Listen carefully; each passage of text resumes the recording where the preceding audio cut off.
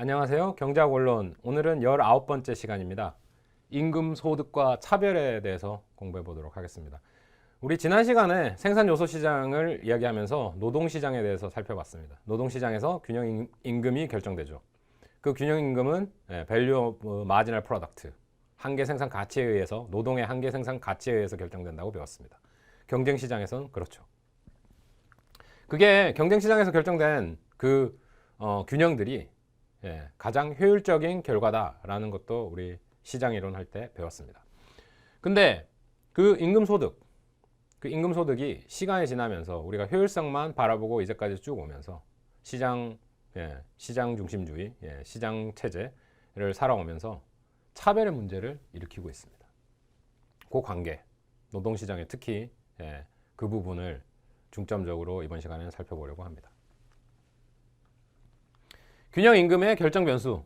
균형 임금은 경쟁 시장의 경우 value of marginal product of labor에 의해서 결정이 됐죠. 근데 그 임금이 어떤 측면에 있어서는 꼭 그렇지 않다. 갭이 있다. 균형 임금이 항상 균형 임금에 따라 임금이 주어지는 건 아니다. 뭐 이런 측면의 문제도 있습니다. 하나의 측면으로는 보상적 임금이라는 게 있습니다. 한 사람이 유능한 사람이 있어요. 그 사람을 그 자리에 계속 일할 수 있도록 만들기 위해서 그 사람한테 보상적으로 임금을 더 많이 주는 겁니다. 그런 경우가 있을 수 있겠죠. 이런 걸 시장의 비효율성이라고 얘기할 수도 있습니다. 균형 임금량만큼을 줘야 되는데 그게 어떤 사람이 생산력이 더 뛰어나다 보니까 그 사람을 그 자리에 놓고 싶은 거예요. 사람들은 그런 일들을 하죠. 일상생활을 살면서 똑같은 일을 하는데 어떤 사람은 생산성이 조금 더 높고 조금 더 낮을 수도 있습니다. 그러면 생산성이 높은 사람을 고용했을 때 어떻게 합니까? 인센티브를 더 주는 거죠.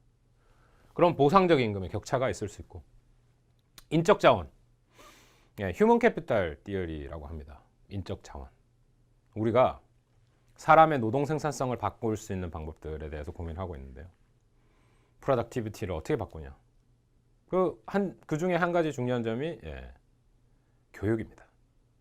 교육을 통해서 우리가 자본을 투자하는 것처럼 캐피탈처럼 휴먼 캐피탈, 그죠?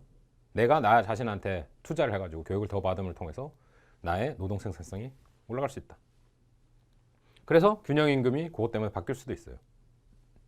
그게 또 다른 측면이 되겠고, 그 이면에 능력, 노력, 운수, 뭐 이런 우리가 컨트롤 잘 하지 못하는 부분들이 균형 임금에 영향을 미칠 수도 있다는 겁니다.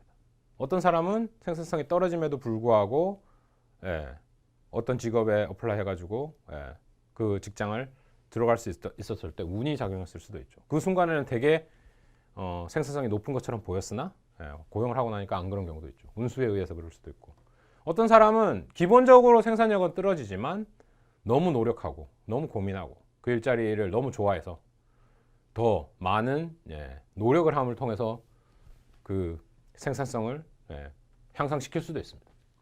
기본적으로 그렇게 타고난 능력이 다를 수도 있고요. 다른 부분은 뭐냐? 교육의 신호 기능입니다. 이 지점에서 우리가 고민해 봐야 될 게 있어요. 노동의 생산성, 그죠? 마지널 프로덕트 오브 레이버, 그 생산성은 어디서 오는 거냐라는 문제가 있습니다.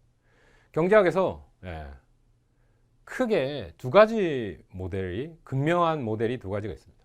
하나는 휴먼 캐피털, 인적 자원 쪽 측면이죠. 그러니까 우리가 교육에 투자를 더 많이 하고 더 배우고 그러면 노동 생산성은 증가한다. 뭐 합리적으로 이해가 되시죠? 공부 열심히 하면 노동 생산성이 증가한다.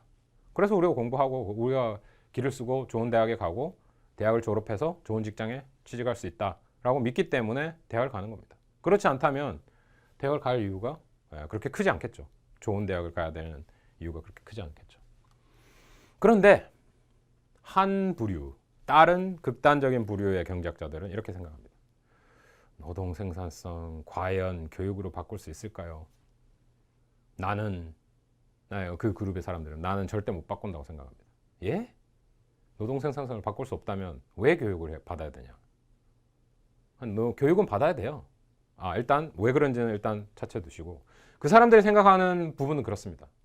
80%, 90% 아니면 100%에 가깝게 노동 생산성은 태어날 때 결정된다. 왜 그럴까요? 예, 그 생물학적인 타고나는 능력들 사실 때때로 우리는 그런 생각을 하게 됩니다. 저 친구 되게 똑똑하고 되게 일 잘하고 왜요? 부모님 잘 만나서 좋은 진, 좋은 특성들을 물려받아가지고 공부도 잘하고 놀기도 잘 놀고 일도 잘하고 뭐 그런 사람들이 있어요. 그죠? 불공평하다고 생각하지만 그런 게 맞는 것도 같아요. 태어날 때 생산성이 결정돼요. 아무리 공부를 많이 해도 그 사람을 따라잡을 수 없어. 뭐 이런 식의 생각을 하게 되는 거죠. 그런데 그런 경작자들마저도 교육은 필요하다고 생각합니다. 어떤 의미에서요? 이런 의미에서요. 노동시장의 하나의 또 큰 문제점은 뭐냐? 우리가 그 사람의 진정한 생산력을 알아볼 수가 없어요. 그게 참 힘듭니다. 그죠? 보기에는 되게 똑똑해 보이고, 말도 되게 잘하고, 설득력도 있고, 공부한 것도 많고, 그래 보여요. 그런데 일을 시켜놓으면 뭔가 못해. 자주적으로 뭐 선택을 해가지고 이런 것 저런 걸 뽑아서 효율적인 일 처리를 못하는 사람이 있습니다. 그게 생산성과 그 능력과의 괴리죠. 그런 게 발생을 합니다. 그죠? 그런데 그것을 못 알아보는 게 참 문제라는 겁니다. 기본적으로 뭐 어느 정도의 인생을 살다 보면 자신이 그런데 약하다는 거를 개별적으로는 더 잘 알 거예요. 그걸 고용하려는 고용자보다는. 그죠? 그게 asymmetric information이라고 합니다. 고용인은 피고용인의 실질적인 생산력에 대해서 더 잘 알지 못하죠. 피고용인들이 자신에 대해서 조금 더 안다고 생각합니다. 때때로는 자기 자신도 자기가 얼마나 생산력이 있을지를 모르는 경우도 있습니다. 그러나 어쨌거나 자기가 피고용인보다는 더 많이 알겠죠. 그런데 그런 현상이 벌어지기 때문에 어떻게 되냐? 실질적인 생산력을 productivity를 알 수가 없죠. 생산성을 알 수가 없다는 거죠. 개별적인 노동 생산성을. 그래서 우리가 하는 거는 시그널링을 한다는 거죠. 신호기능. 내가 하버드를 나왔어. 내가 하버드 박사야. 내가 MIT 박사야.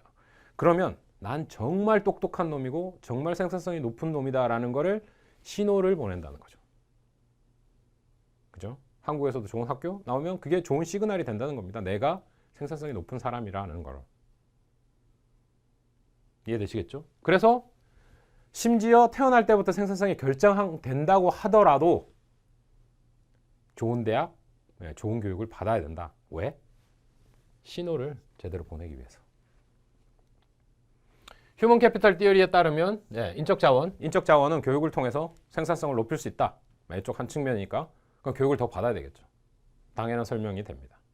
근데 그런 반면에 다른 측면, 우리가 생산성은 타고나서 바꿀 수가 없다고 하더라도 교육은 이런 역할을 한다는 거죠.